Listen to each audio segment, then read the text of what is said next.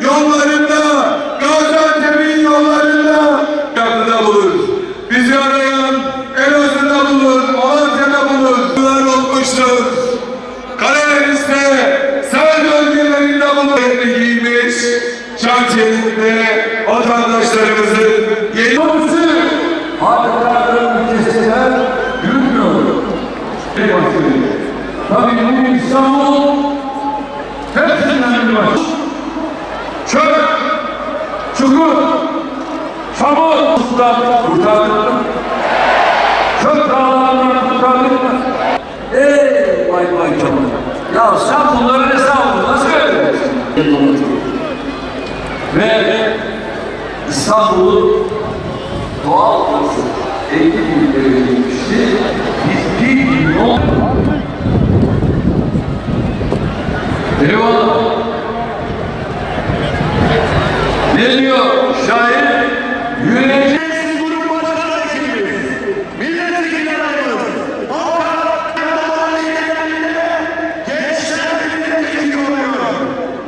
biliyorsunuz bizim İstanbul Büyükşehir Belediye Başkanlığı'ndan bir eser ve hizmet karşısında muhalefet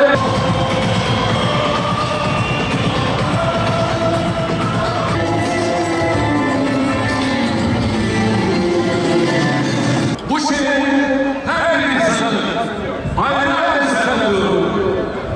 Şair dediği gibi İstanbul'u sevmezsek gönül aşkına sadece bir semtini bile sevmeyi ömrümüzde olduğu İstanbul biz de doğumdan bu yana aşkla sevdik. Burada doğduk, burada büyüdük, buranın hizmetkarı olduk. İstanbul dünyada saygın bir şehir haline getirdik. Öyle bir ses verin ki 14 Mayıs'ta sandıklar çıkacak sonucu müjdecisi olsun. Hazır mıyız? İstanbul 14 Mayıs'ta fethinden 570 yıl sonra bu şehir Türkiye'nin yüzünün yaşamıyla buluşturuyor muyuz? İstanbul 14 Mayıs'ta bu ülkenin ve bu şehrin kazanımlarına sahip çıkıyor muyuz? İstanbul 14 Mayıs'ta evlatlarının geleceğine sahip çıkıyor muyuz? İstanbul 14 Mayıs'ta Türkiye Cumhuriyeti için Bismillah diyor muyuz?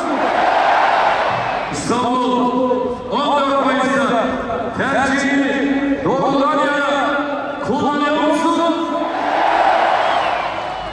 Bismillah. Sizlerle beraber bu yolu gümbür yürüyoruz. Maşallah. Maşallah. Tebarkallah. Bu seçim döneminde gittiğiniz her şey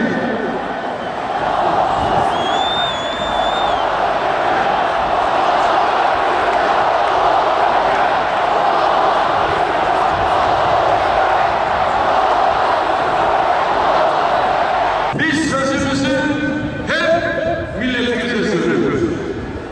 Eser ve hizmet karşımızda muhalefette değil, kendi kendimizle yapıyoruz.